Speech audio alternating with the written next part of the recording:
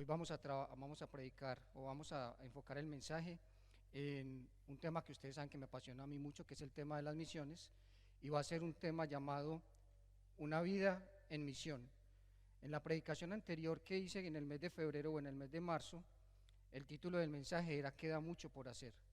Y hablamos de ciertos factores claves que tenemos que tener en cuenta para poder alcanzar el reino de Dios, los cuales eran invocar, amar, orar, la palabra de Dios, la pasión y el deseo. Y todo nos llevaba a que aún falta mucho camino por recorrer, a que aún falta mucho camino que tenemos que hacer, aún falta mucha obra que tenemos que lograr, y que el Señor, ¿a quién va a usar para lograr esa obra? A nosotros, que somos su pueblo, ¿cierto? Entonces, como continuación de esa parte de esa prédica, entonces el mensaje de hoy está enfocado en una vida en misión. Parte de esa predicación también decíamos que la misión de Dios es de todos los días, ¿cierto? Y decía una parte del compromiso: nos comprometemos a llevar y a hacer la obra de Dios todos los días hasta que Dios llegue, porque la obra de Dios se hace todos los días, no se hace solamente los domingos, no se hace solamente cuando hacemos un servicio misionero, o cuando viajamos, o cuando apoyamos a un misionero, o cuando vamos a hacer alguna actividad alrededor de nuestra iglesia. La obra de Dios la hacemos todos los días, en nuestro empleo, con nuestra familia, cuando estamos caminando en el parque, cuando estamos hablando con amigos, con nuestros seres queridos, con nuestros familiares, en la iglesia, con usted mismo. La obra de Dios y la misión de Dios se hace todos los días, y comienza por usted y comienza por mí. Entonces, para ilustrar un poco en este tema, hoy vamos a hablar sobre tres personajes bien particulares en la Biblia que tenían cuatro cosas en común. Cuestionaban los planes de Dios en todo momento. No estaban de acuerdo con la respuesta que Dios le daba. Se quejaban por la forma en la que Dios llevaba a cabo sus planes, los métodos que utilizaba, la forma en la cual utilizaba al pueblo para que se cumpliera su objetivo. Y por último, entendían que el plan de Dios es mucho más grande que ellos mismos, es mucho más grande que sus situaciones, es mucho más grande que lo que Dios le estaba pidiendo. ¿Por qué? Porque la vista del ser humano es una vista que no es una vista periférica. El ser humano tiene un defecto muy grande, y es que tiene una vista que solamente se enfoca en una cosa, que es una ventaja, por ejemplo, que tienen los búhos o que tienen las iguanas o los camaleones, que ellos tienen la capacidad de voltear los ojos y tener una visión de 360 grados. Nosotros los seres humanos solamente nos enfocamos en lo que tenemos enfrente de nuestros ojos, y muchas veces visionamos el futuro descuidando nuestro presente, o nos focalizamos en nuestro presente sin visualizar nuestro futuro. ¿Cuáles son esos tres personajes de la Biblia que tenían eso en común? El primero era el profeta Habacuc, el profeta Jonás y Pedro, uno de los discípulos, el discípulo amado de Jesús. Entonces vamos a hablar de las tres historias y cómo se relacionan unos con otros. Y mientras vamos yendo alrededor de la historia, yo quiero que usted en su mente piense o se transporte a ese momento. Quiero que piense o se pongan los zapatos del profeta o se pongan los zapatos de Pedro. Por este momento, por esta prédica, olvídese de usted mismo, olvídese de su nombre, olvídese de que está en la primera iglesia bautista, y póngase en los zapatos de la persona en la que vamos a hablar, en cada uno de los tres ejemplos. Y piense, ok, si yo fuese Jonás, o si yo fuese Habacuc, o si yo fuese Pedro, ¿hubiese hecho lo mismo? ¿Cómo me hubiese sentido en ese momento? ¿Cómo hubiese reaccionado al pedido de Dios para mi vida o lo que yo tenía que hacer? ¿Hubiese ido o me hubiese quedado? ¿Hubiese tomado la misma decisión o hubiese tomado una diferente? Mientras hablamos de las tres historias, quiero que se enfoque en eso. Después de que completemos las tres historias, vamos a enfocarnos en algo más y vamos a ir paso a paso para después llegar a lo que es una vida en misión. Entonces, sin más preámbulos, vamos a hablar primero del profeta Habacuc. Perdón. Y quiero que me acompañen en sus Biblias. Yo la tengo aquí en la computadora, pero quiero que ustedes me acompañen en sus Biblias a leer eh, en el libro de Habacuc, Habacuc 1, versículos del 1 al 4. Se lo repito nuevamente: Habacuc 1, versículos del 1 al 4. Cuando estén listos, me dicen amén. Es un libro bien pequeño, apenas tiene 3 capítulos, pero esos 3 capítulos son poderosos. Y cuando estaba preparando el estudio, analizaba sobre los 3 versículos y los 3 capítulos y dije, wow, un libro tan pequeño pero con tanta palabra. Entonces, dice Habacuc 1 del 1 al 4, dice, la profecía que vino al profeta Habacuc, ¿hasta cuándo, oh Dios, clamaré y no oirás? Y dirás voces a ti a causa de la violencia, y no salvarás. ¿Por qué me haces ver iniquidad y haces que vea molestia? Destrucción y violencia están delante de mí, y pleito y contienda se levantan, por lo cual la ley es debilitada, y el juicio no sale según la verdad, por cuanto el impío asedia al justo, por eso sale torcida la justicia. Prácticamente esta es la primera queja. El libro de Habacuc comienza con una queja. Habacuc diciéndole a Dios, Dios, ¿por qué me has abandonado? Dios, ¿por qué si tú eres Dios dejas que pasen las injusticias? ¿Por qué si tú eres Dios los malos son los que prevalecen? ¿Por qué si tú eres Dios me haces ver estos pasos tan? Porque le estaba dando una visión, una revelación que Dios le estaba dando para el pueblo. Y él estaba diciendo, ¿por qué me afliges con esos pensamientos? Si tú eres Dios, si tú eres santo y quieres lo mejor para tus hijos. Él no se enfocó quizás en lo que Dios le quería mostrar a través de la revelación, sino que se enfocó solamente en ¿por qué yo y por qué tu pueblo? Si este es tu pueblo y si yo soy tu siervo, yo soy tu profeta, ¿por qué me haces esto? Porque Habacuc no entendía en ese momento qué era lo que estaba pasando. Pero es muy interesante que cuando va más adelante en el versículo, en el mismo capítulo 1, versículos del 5 al 10, Dios le da una respuesta.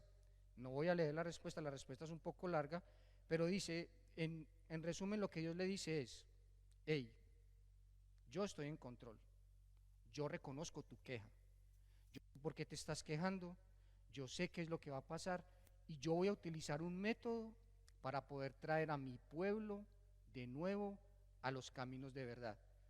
Voy a traer un método que va a traer a mi pueblo a arrepentimiento y les voy a demostrar que ese camino de inequidad por el cual están caminando, por toda esa queja que tú me estás haciendo, yo voy a hacer que el pueblo llegue otra vez a mis caminos.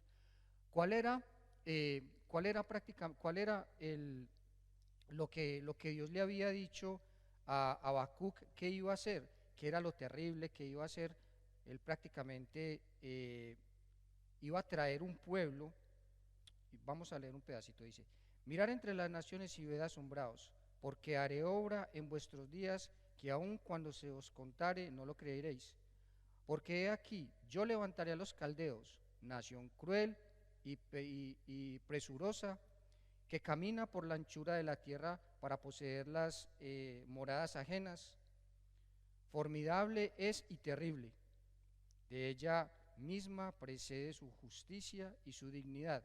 Sus caballos serán más ligeros que los leopardos y más feroces que lobos nocturnos, y sus jinetes se multiplicarán. Vendrán de lejos sus jinetes y volarán como águilas que se apresuran a devorar. Toda ella vendrá a la presa, el terror va delante de ella, y recogerá cautivos como arena, escarnecerá a los reyes, y a los príncipes hará burla, se reirá de toda fortaleza y levantará terremple y la tomará. Luego pasará como el huracán y ofenderá atribuyendo su fuerza a su Dios. Qué mala respuesta. Póngase en los zapatos de Habacuc. Yo le estoy diciendo, Dios, ¿por qué esto tan terrible que me estás haciendo pasar? Y la respuesta de Dios es, te voy a hacer sufrir más. No solamente a ti, sino a tu pueblo. Si tú crees que están mal, los voy a poner peor. Ahora transpórtese usted a ser el profeta Habacuc. ¿Cómo se sentiría usted con esa respuesta de Dios? Si usted sabe que tiene un Dios todopoderoso, un Dios santo, un Dios que todo lo puede, que todo lo ve, que solamente con mencionar su palabra o mover su mano puede hacer que las cosas pasen. ¿Cómo se sentiría usted o cómo me sentiría yo si yo le estoy sirviendo a un Dios en todo y cuando le clamo por una cosa tan pequeña como es no me hagas, no me traigas estas visiones y no hagas a tu pueblo pasar por tanta penuria? Y Dios le dice, no, tranquilo, yo conozco tus quejas y a tu queja tengo una solución. los voy a hacer sufrir más de lo que tú crees que estás pensando en tus pensamientos. El pensamiento de Habacuc era un pensamiento limitado. Él tuvo, de hecho, después viene una segunda queja. Y la segunda queja de Habacuc es el método que va a usar Dios para poder traer a sus pies. Dice, Dios usará lo peor para poder someter a Israel. Habacuc se enoja y protesta, pero Señor, la cura es peor que la enfermedad. Eso es un dicho que nosotros tenemos, eso no dice en la Biblia. Prácticamente Habacuc le está diciendo, yo te estoy diciendo que sanes a tu pueblo y la cura que me estás dando es peor que la propia enfermedad que ya tiene el pueblo. Vas a acabar con ellos, los vas a llevar a esclavitud, sus hijos van a ser vendidos, sus mujeres van a ser llevadas para pasar penurias, los vas a poner a aguantar hambre, los van a escarnecer, va a haber guerra, va a haber de todo tipo de cosas y vas a esparcir tu pueblo lejos y lo vas a sacar de la heredad que tú le diste. Si a mí me dijeran eso, le digo, yo prefiero seguir enfermo, ¿cierto? Si a mí me dicen, para poderlo aliviar, tengo una enfermedad que es terminal, y me dicen, tenemos la cura para su enfermedad, pero no digamos que es terminal, digamos que hay una mano que me está doliendo y me dicen, para quitarle el dolor de su mano, le vamos a dar una vacuna que le va a le quita el dolor de su mano, pero los efectos secundarios es que va a perder la visión temporalmente, quizás va a perder la movilidad de sus pies, quizás no va a poder hablar bien, quizás le va a dar fiebre 4 o 5 semanas, pero se le va a quitar el dolor de la mano. ¿Usted qué escogería? Poniéndolo así, yo prefiero que me duela la mano, ¿cierto? O sea, me duele, pero es algo que puedo soportar. O sea, ¿cuál es el beneficio de obtener algo si me vas a quitar más de lo que me beneficia? Eso fue lo que sintió el profeta Habacuc cuando tuvo la osadía y ni siquiera le estaba preguntando a Dios, le estaba cuestionando. Y lo más terrible de todo es que no solo le cuestionaba por lo que él iba a hacer, sino que le cuestionaba a Dios usando sus propios atributos. ¿Y en dónde dice eso? Eso lo dice en el mismo capítulo 1 del versículo 2 en adelante, donde dice, ¿no eres tú desde el principio, oh Dios, Dios mío, santo mío? ¿No moriremos, oh Jehová? Para justicia, para juicio los pusiste, oh tú, oh roca, la fundaste para castigar, muy limpio eres de ojos para ver el mal, no puedes ver el agravio, porque ves los menospreciadores y callas cuando destruye el impío. El más justo es él, y haces que sean que todos los hombres, hace que todos los hombres sean como los peces del mar, como reptiles no tienen ninguno que los gobierne. Sacará todos los anzuelos, los recogerá en su red y se juntarán en sus mallas, por lo cual se alegrará y se regocijarán. Por esto haré sacrificios a su red y ofrecerá sahumerios a sus mallas, porque con ellas engordó su porción y engrosó su comida.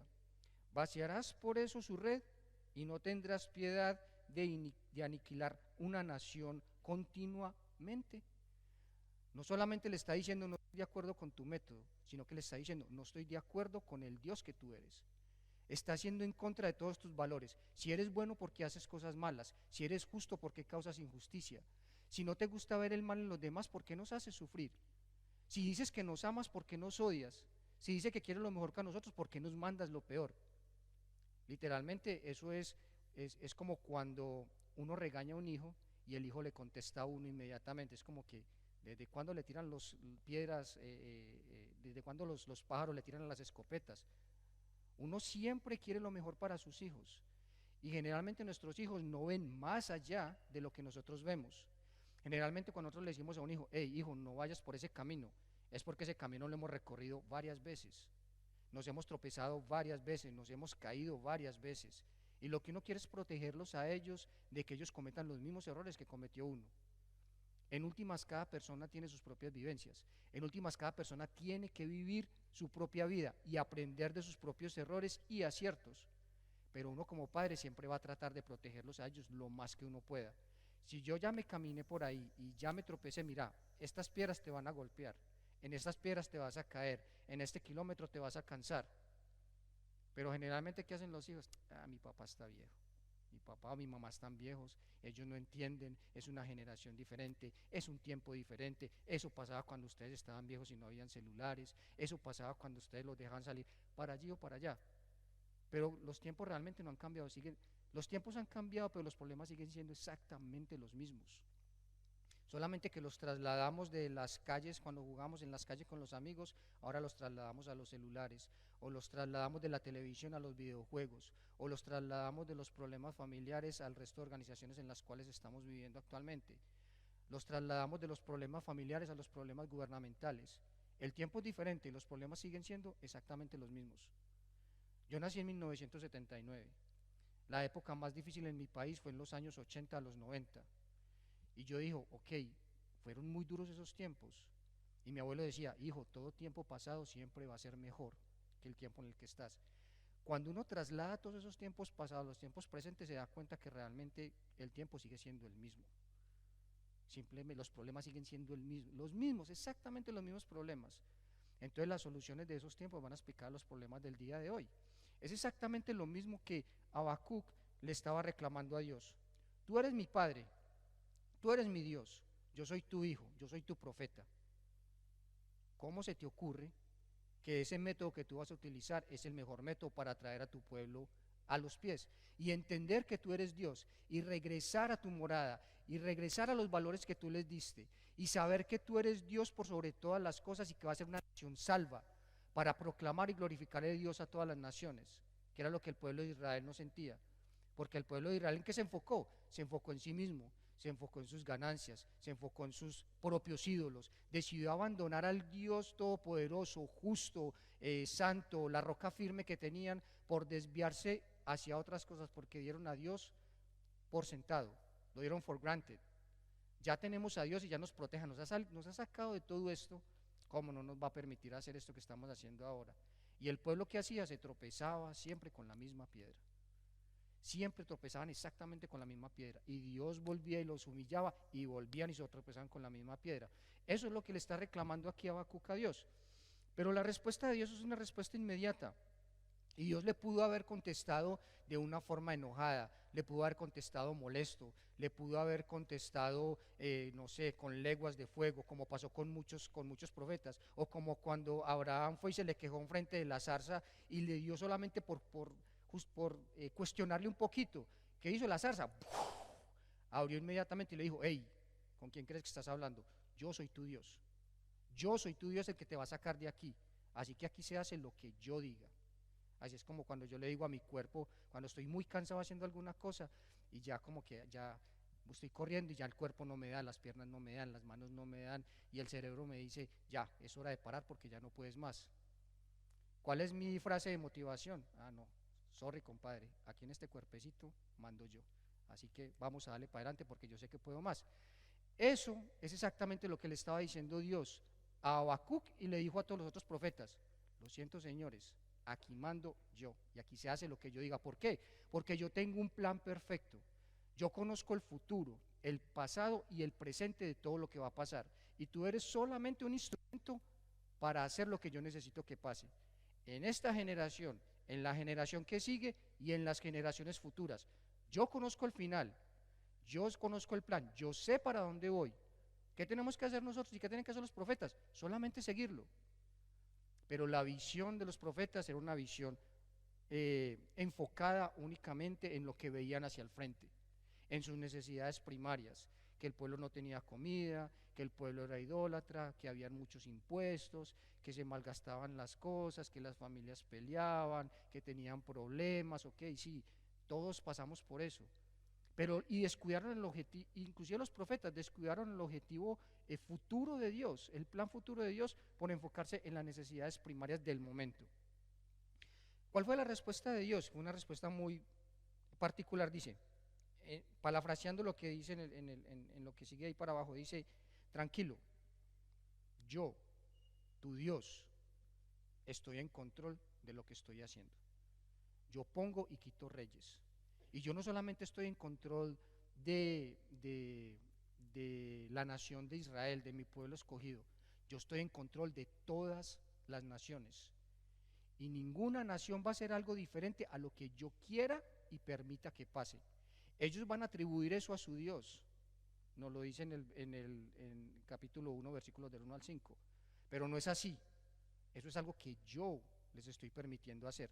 De hecho, más adelante entre esa respuesta, él dice, le dice Dios, en respuesta, le dice, ¿no eres tú desde el principio, oh Jehová Dios mío? Dice, Santo mío, no moriremos, oh Jehová, para juicio lo pusiste. Esta no es lo que yo estaba buscando, perdón. Eso está en Habacuc del versículo, capítulo 2 y capítulo 3. Por eso no lo tengo aquí para leerlo, para que lo lean. En esencia lo que le está diciendo Dios en todas sus respuestas es, hey, tranquilo, esto es necesario. Es más, le está diciendo Habacuc, esto no lo vas a ver en tu tiempo, esto va a ser en un tiempo futuro, esto es para las generaciones futuras. Tú lo que tienes que hacer es escribirlo y preparar al pueblo para que tengan tiempo de arrepentirse. Porque ¿qué es lo que quiere Dios para todos nosotros? Que vengamos al arrepentimiento y conozcamos que Él es Dios. Dios nos da tiempo a todos y de sobra para que nos arrepintamos y lo busquemos. Pero la mayoría de las veces nosotros elegimos buscar otras cosas que están en nuestro futuro inmediato. ¿Cuál era el plan de Dios entonces? El plan futuro. El plan de Dios era, lo que Dios estaba haciendo era, Dios revelaba a Habacuc el futuro y le dice, no temas, porque tú no vas a ver esto, está tú tranquilo, yo estoy en control, el plan es mucho mayor a ti, y no solo para este pueblo, sino para todas las naciones. Ese es el resumen del capítulo 2 y el capítulo 3.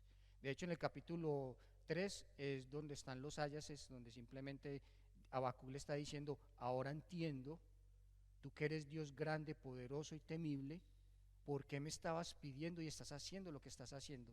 Y ahora que entiendo y mis ojos ven, te doy gracias, porque tú estás en control del futuro de tu pueblo y del futuro de las naciones. Similarmente le pasó al profeta Jonás. En el versículo 1, todos conocemos la historia del profeta Jonás. Jonás era un profeta muy particular porque era un profeta enojón, quejumbroso, molesto, violento, tenía odio, envidia en su corazón, y aún así era profeta. El Señor lo usó para su gloria. Entonces, ¿cuál fue la primera queja que tuvo el profeta Jonás para Dios? La primera queja es, se reprochaba y se molestaba contra su propio Dios por amar a sus enemigos, los ninivitas. ¿Y qué fue lo que él decidió hacer? ¿Quién recuerda qué fue lo que decidió hacer Jonás cuando Dios lo llamó a hacer lo que él tenía que hacer? Huir, ¿cierto? Y ni siquiera huyó en el camino para los ninivitas, no, arrancó para el otro lado, ¿cierto? Si tú me estás mandando a la derecha, yo voy para la izquierda. Si me mandas para el centro, yo voy para atrás. Si me mandas al norte, yo voy al sur o al oeste, donde sea, pero con tal de huir de tu voluntad. ¿Por qué? Porque yo estoy enojado con lo que me estás pidiendo. No estoy de acuerdo con que al Dios que yo le sirvo haga esas cosas y quiera lo mejor para Nínive, que era un pueblo duro, que oprimía al pueblo, los taxes y todas las cosas. Era un pueblo malísimo. ¿Qué es lo que quería Jonás para ese pueblo? Ahora póngase usted en los zapatos de Jonás. Usted tiene un vecino que hace fogatas y le echa humo a su casa desde las 6 de la mañana. Pone música duro justo a las 11 de la noche cuando usted está listo para dormir. Hace fiestas viernes, sábados y domingos. Cuando corta el pasto, le tira todo el pasto sucio a usted y se lo deja enfrente. La basura no la saca enfrente de la casa de él, sino que lo pone enfrente de la casa suya. Y la basura de la bolsa siempre está rota. Tiene perros y el perro siempre orina frente a su casa y hace sus necesidades enfrente de su casa, ¿cierto? Siempre tiene un montonazo de problemas. La policía llega, siempre está haciendo complaint. Cuando usted va y lo saluda, lo mira mal y lo insulta. Le insulta a su familia, le insulta a sus hijos, a sus hijas, le hace su vida miserable e imposible. Y usted no puede hacer nada porque él es el dueño de la casa, no lo pueden echar, y usted también está en su territorio, pero usted no puede hacer nada, y es el presidente del Homeowner Association. Entonces, tiene todas las de ganar, ¿cierto? ¿Qué haría usted si Dios le dice, quiero que vayas y evangelices y prediques a tu vecino? Pongámonos en esos zapatos. Esos eran los zapatos de Jonás. ¿Los odias? Ahora vas a tener que ir a pregonarles y a predicarles. Tienes que transformar tu odio en amor. Y yo, tu Dios, te lo estoy pidiendo. No te lo está mandando a hacer el county, no te lo está mandando a hacer el vicepresidente del Homeowner Association, no te lo está mandando a hacer tu esposa. Soy yo tu Dios, soy yo tu jefe, I'm your boss. Y aquí se hace lo que yo diga.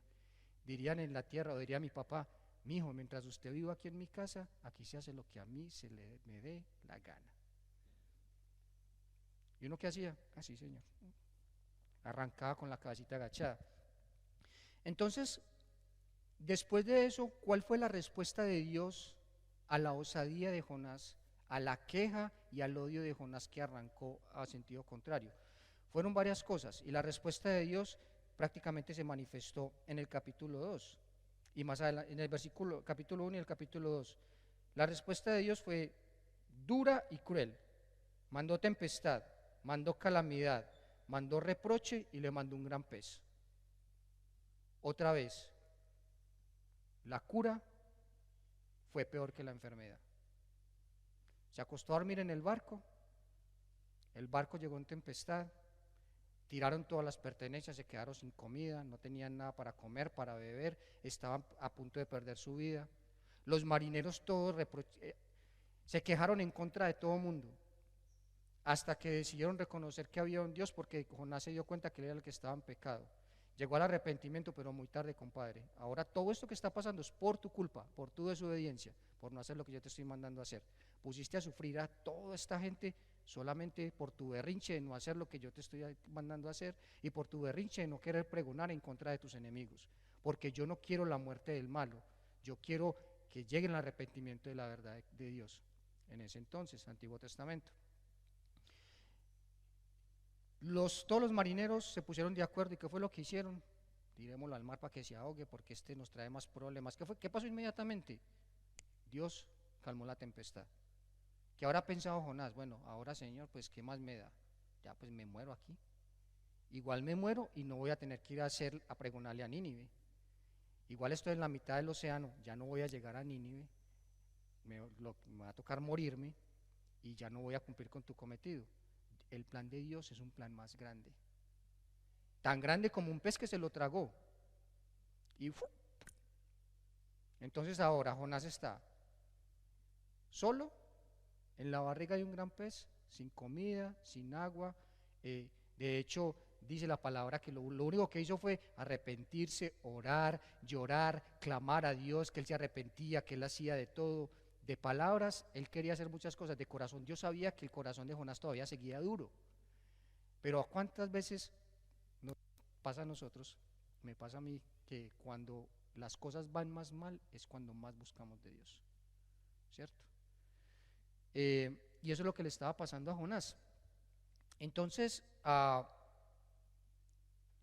indiferente de todo lo que pasara, otra vez vamos al punto de que el plan de Dios es mucho más grande, porque el plan de Dios se lleva a cabo o sea, el plan de Dios que es más grande que todo lo que estaba pensando Jonás, al fin y al cabo al final se lleva a cabo. ¿Por qué?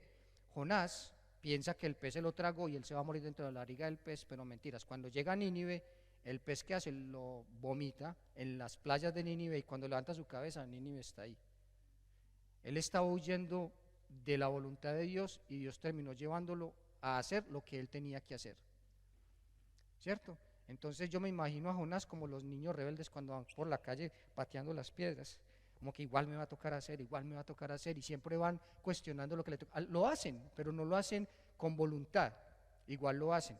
Jonás en el capítulo 3 hace eso, él va y predica proclama, pregona a los ninivitas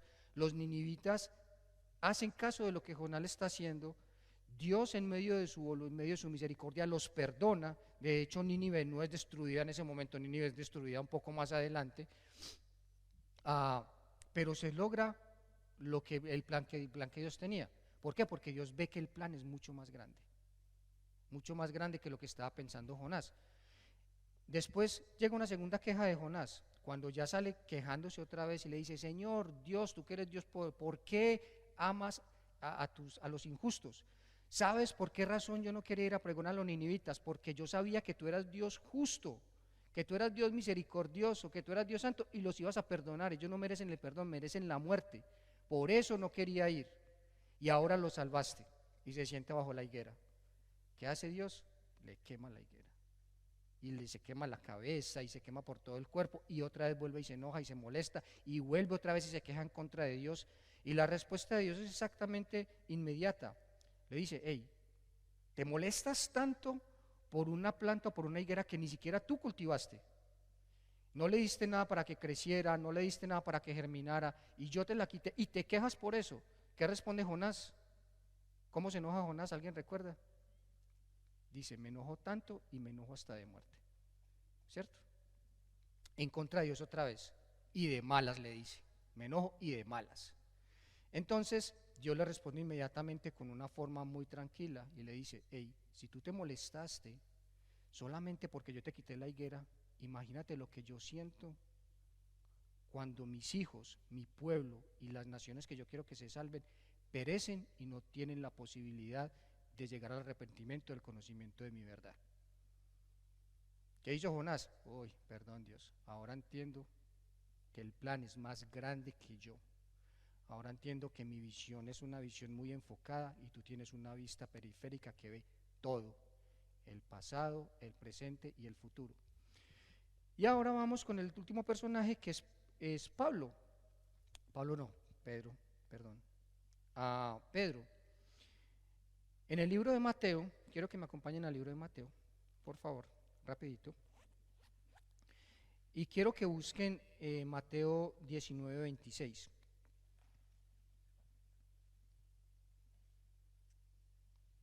Mientras ustedes van buscando, yo voy explicando el contexto de este capítulo. En el capítulo 29, Jesucristo le venía enseñando a los discípulos acerca de varios temas que eran importantes para la comunidad en general.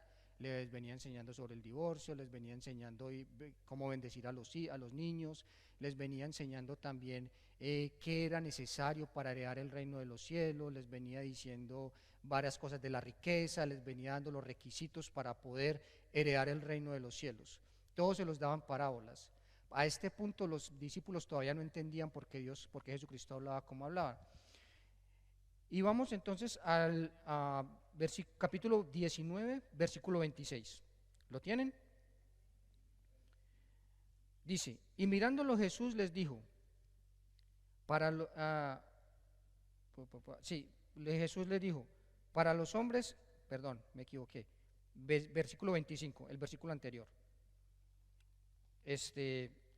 Si alguien tiene ¿alguien quiere leer el versículo 25? Alguien que diga amén y lo lee. Mateo 19, 25.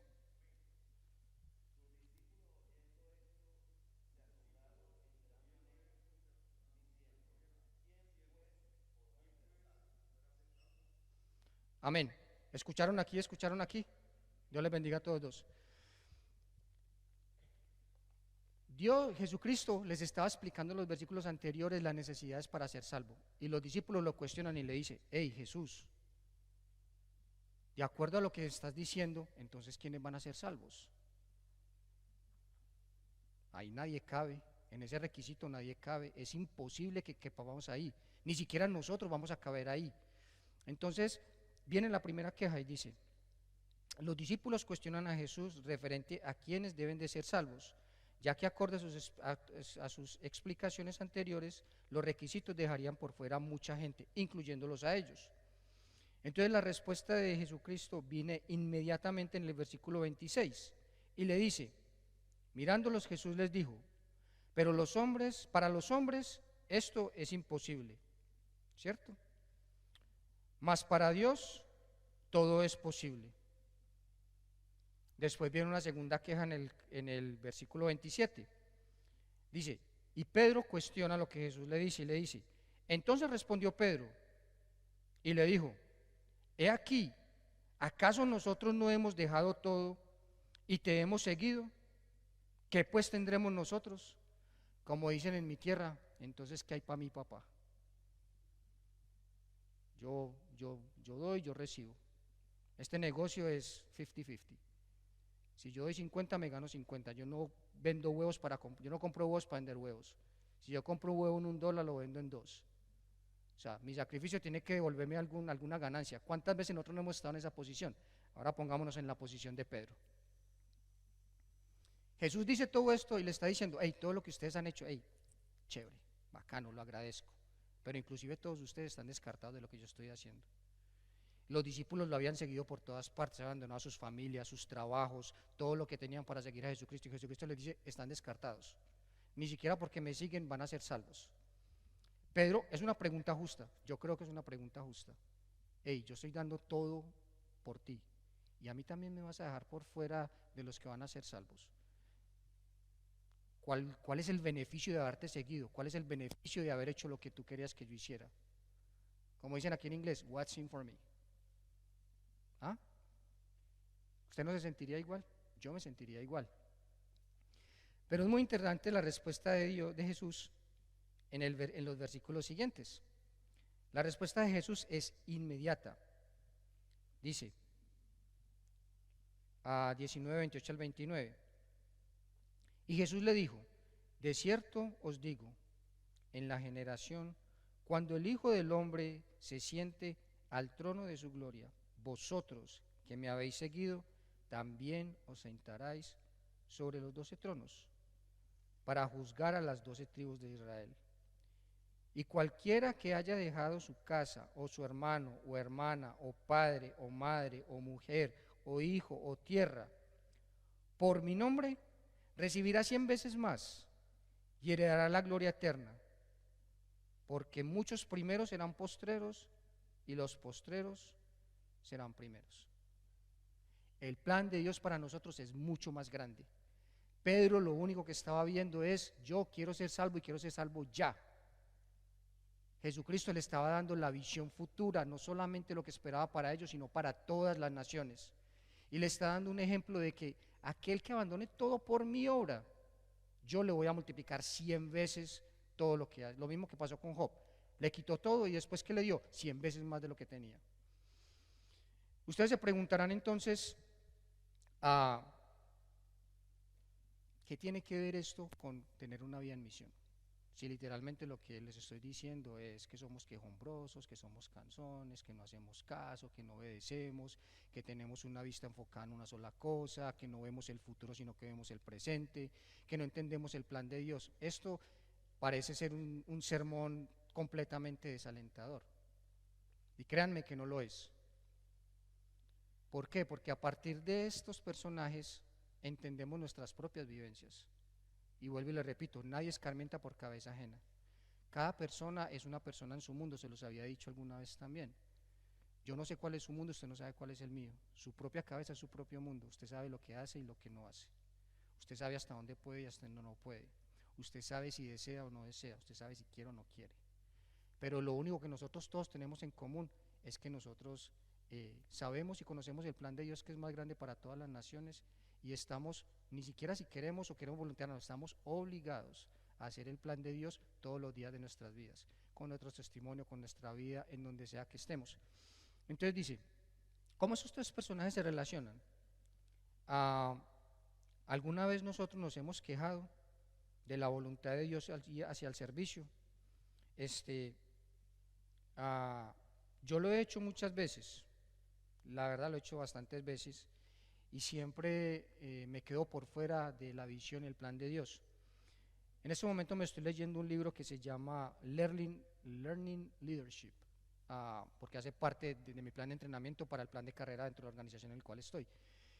Y hay una frase muy cautivadora que cuando estaba preparando el tema se me vino a la mente. Dice, los líderes que están en proceso de aprender no abandonan su presente para visionar su futuro, sino que se enfocan en su presente para poder llegar a su futuro. Uno no puede pretender tener un futuro brillante si no está trabajando para tenerlo. Uno no puede pretender tener que se va a retirar a los 65 años o antes si es posible, cuando no está haciendo nada para construir eso. Uno no puede pretender tener hijos amorosos, hijas amorosas, nietos que lo amen, que lo valoren, que lo respeten, que sean entregados al Señor, que caminen en los caminos del Señor y hagan su obra, cuando nosotros ahora no les estamos enseñando eso. No podemos pretender tener lo mejor si no lo estamos haciendo ahora, hay que construirlo. Entonces, lo que está diciendo en últimas este libro es, ¿cómo esperas tener una visión de tu futuro si estás perdiendo de vista lo que tienes en tu presente? Los líderes no pierden de vista su presente y siempre están enfocados en la visión futura, en el plan futuro, sin desenfocarse de su presente. Llévense esa frase con ustedes el día de hoy. Para finalizar, entonces, ¿qué tiene que ver esto con tener una vida en misión? En los 3 minutos que me quedan. Este resumen lo saqué de este libro de David Platt, cuando era presidente del IMB. Muy buen libro, si lo pueden, este no se los voy a regalar ni se los voy a rifar porque este libro sí me gusta mucho. El otro también, pero este libro hace parte de mi colección y lo valoro y lo atesoro mucho porque me lo regaló una persona que aprecio y valoro mucho. Y entonces, en este libro, David Platt lo que está diciendo, una vida en misión es una vida en misión todos los días, de todos los días, durante todos los días, haciendo todo lo mismo los mismos días, enfocado en todas las personas, en su trabajo, en su presente, en su futuro. Y lo que está dando son planes y tips para usted poder hacer una vida en misión todos los días, con su vecino, con su familia, con la gente de su país, con sus familiares y con la gente de mucho más allá. ¿Y cómo resume David Platt este libro? Dice, lo primero que uno tiene que hacer es invitar. Y pone una frase muy interesante que dice, ¿qué tenemos que invitar? Tenemos que invitar a otros a amar, a descansar, a confiar y a seguir a Cristo. La historia de Cristo, por ejemplo, te coloco un ejemplo. El ejemplo es la historia de Zaqueo. Zaqueo invita a Jesús a su casa y con ese gesto que ganó, un montonazo de cosas. Él dijo, voy a devolver todo lo malo que he hecho por otros. Ahora entiendo que tú eres Dios, que me diste la salvación, y pasan un montonazo de cosas. Apunte para que lo lea en su casa. Efesios 2, del 11 al 22, que es el primer plan de este libro de una vida en misión para poder seguir alcanzando el reino. Segundo, incrementar. ¿Y cómo podemos nosotros incrementar el alcance y los discípulos para alcanzar la gloria de Dios? Dice, hacer más discípulos no se hace a través de tener más miembros en la iglesia. Se hace a través de enviar personas fuera de las 4 paredes para que hagan más discípulos. Los que ya estamos aquí ya somos discípulos, ya somos creyentes, ya somos seguidores, ya somos siervos. ¿Cómo vamos a hacer más discípulos? Saliendo afuera de las 4 paredes y haciendo actividades de evangelismo, alcanzando a los que no conocen a Jesucristo, a los que no conocen a Dios. Y para esto, apunten, pueden leer Mateo 28, 18 al 20, la gran comisión, que todos no la sabemos, Lucas 10, del 1 al 3, y esta sí se las voy a leer, que es segunda de Timoteo 2:2. Segunda de Timoteo 2:2. Y dice la palabra del Señor, lo que has oído de mí ante muchos testigos, esto encarga a hombres fieles que sean idóneos para enseñar también a otros. Esto es una declaración poderosa de Pablo. Le está diciendo a Timoteo, hey Timoteo, yo solamente no estoy, aquí hay 3 generaciones, yo no solamente te estoy viendo a ti como mi discípulo, estoy viendo a tus discípulos que son la generación futura y a los discípulos de tus discípulos que van a ser la generación que sigue. Y esas personas se van a alcanzar de multiplicar el reino de Dios en todas las naciones. Y por último dice, planes y dificultades, que son las 2 cosas de las 4 que faltan. Algunas veces nosotros perdemos el norte y nos focalizamos en otras cosas que son buenas, pero nos desenfocan del plan eterno de Dios. Nos enfocamos en un montonazo de cosas que son buenas. La familia es buena, el trabajo es bueno, estar bien es bueno, el bienestar es bueno, todo eso es bueno. Pero nos enfocamos tanto en eso que nos desenfocamos de la visión y el futuro del plan de Dios. Por estar enfocados en nuestro presente, perdemos el norte de nuestra visión futura. Dice Mateo 6:23, buscad primeramente el reino de Dios y su justicia, y todo lo demás os será dado por añadidura. Eso es lo que nosotros debemos de hacer. Y también, el